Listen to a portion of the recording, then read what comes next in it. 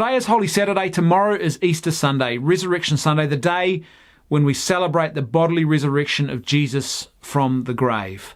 And this is the fundamental thing which differentiates Christianity from any other world religion. And it's the reason why I'm not a Muslim or a Hindu or a Buddhist and why I am a Christian. Because Christ rose from the grave. He bodily rose from the grave. We don't follow a dead prophet. We follow a living Messiah who overcame death and appeared to his disciples with a body. This was real. It wasn't imagined. It's not a metaphor. Christian belief is that Christ bodily overcame death. And this is profound for a whole lot of reasons. For me, it's the only way you can really make sense of the evidence. When people ask me, well, why do I believe this really happened? Why isn't this just a fantasy story? Why isn't this just made up? Well, first of all, Christ's body is missing. And if the Jews have got the body, they have every reason to produce it because they know that they don't want Christ to be seen as all-powerful and as having risen from the dead. So if they've got the body, or they know where it is, they just need to produce it. But they don't. The Romans have no interest in this myth, if it really is a myth being propagated in their midst, because they are very clever and very careful about how they govern people, and they know that you need to keep control. And the last thing they need is a sect running around which is able to prove to people that their leader is actually a promised Messiah, that he is the King of the Jews, as he claimed. That would be an absolute disaster for them and their control of those regions. But they can't produce the body because they don't have it. So perhaps, maybe the disciples have taken and hidden the body, but that doesn't make any sense of what we see played out in front of us. Here are a group of followers of Christ who are in that upper room and they are petrified. They are on the verge of disbanding and running in different directions. And then we are expected to believe, out of absolute fear, they've gone and stolen the body and managed to overcome professional Roman soldiers who were highly trained killers and who knew what their job was when they were put in charge of guarding that tomb. They've taken that body, they've hidden it somewhere else, and then they've perpetuated this lie and claimed that Jesus really rose from the dead. This does not make any sense. First of all, in the time of Christ, the test of your man, your Messiah, as to whether he really was the Messiah or not, was whether or not he lived. If he died, that was a foolproof litmus test that he wasn't who he claimed to be. So that was the model the disciples had been operating under. It makes no sense for them to try and trick the model, if you like. But let's say they were so psychologically invested in this thing that they sort of felt foolish and they felt they had to lie to keep the myth going. Why did they all go to their graves for this lie? Why did they all, bar one, go to martyrs' deaths professing that Christ was resurrected? Why would they do that?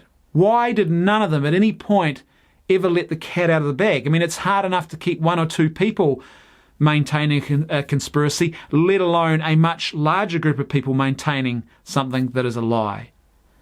And if this is a lie, why have they gone from the state of absolute fear, on the verge of disbanding and running away, to being willing to go out in public and scream it from the rooftops that Jesus is resurrected from the grave, and, like I said, to go to their deaths for that? Psychologically, that makes no sense. And if they have perpetuated a lie, why have they not created a lie that is actually for their own benefit? Why have they created a lie that is detrimental to their well-being? When you lie about something like this, you do it because you want power or fame or money or prestige or something out of it. But they perpetuate a lie that denies them deliberately all of those things. And not only that, but the source documents of that lie, if you like, the gospel accounts, the things that they are telling people, clearly have parts and passages in them which make them the perpetuators and the new leaders of this lie, this grand deception, out to be absolute bumbling fools and idiots. Why would they do that? If you were going to create a mythology, why wouldn't you have a mythology where the Messiah is heaping praise upon you, the new leaders of this fake religious group? Why wouldn't they have accounts where Jesus is constantly talking about how important and how awesome they are, instead of accounts where Jesus at one point is literally saying to the leader of the disciples, "Get behind me, Satan." And he's often talking about how little faith they have. This does not paint them in a good light. If they're going to create a lie, why do they have a woman as the first witness to the resurrection when females had no legal standing and could not be legal witnesses to things? None of this makes any sense.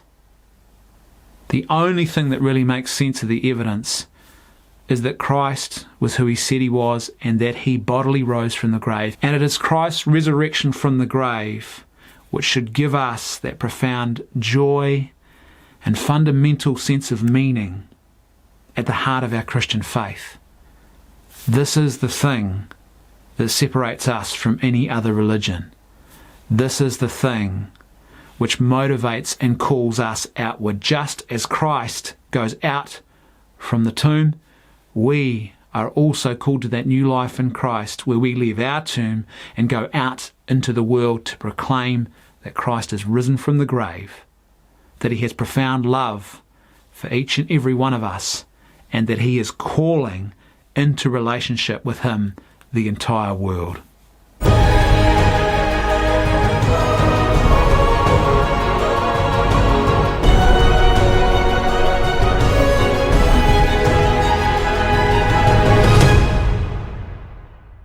Today's saint quote of the day comes from Mother Teresa, and she said this: "Joy is a net of love by which we catch souls." As this Lent draws to a close, and as we prepare tomorrow to celebrate the resurrection of Christ from the tomb, I think the challenge that lies before us is whether or not we really are animated by joy, whether or not the resurrection of Christ is something that is so central to the heart of who we are as Christians. Does this resurrection animate and bring joy to our faith? Is our faith living and vibrant just as Christ is living and has overcome the tomb? Just as Christ goes out from the tomb into the world, are we also going out into the world to proclaim Christ to the culture around us? And if we're not doing that, why not? And if our faith is not animated by that joy of the resurrection, then why not? As Pope John Paul II once famously said, we are an Easter people. The resurrection is the central hallmark of our Christian faith. So the challenge before us as we prepare to celebrate the resurrection tomorrow is this: for you and I, is that resurrection really the central hallmark of who we are as Christians? And if it's not, what are we going to do about it?